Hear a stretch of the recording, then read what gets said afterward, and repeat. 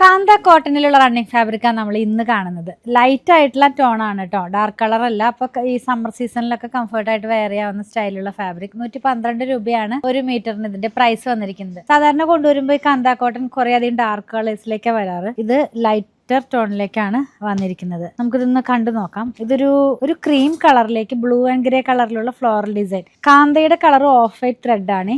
നല്ല ഒരു സോഫ്റ്റ് ആയിട്ടുള്ള കളറാണ്.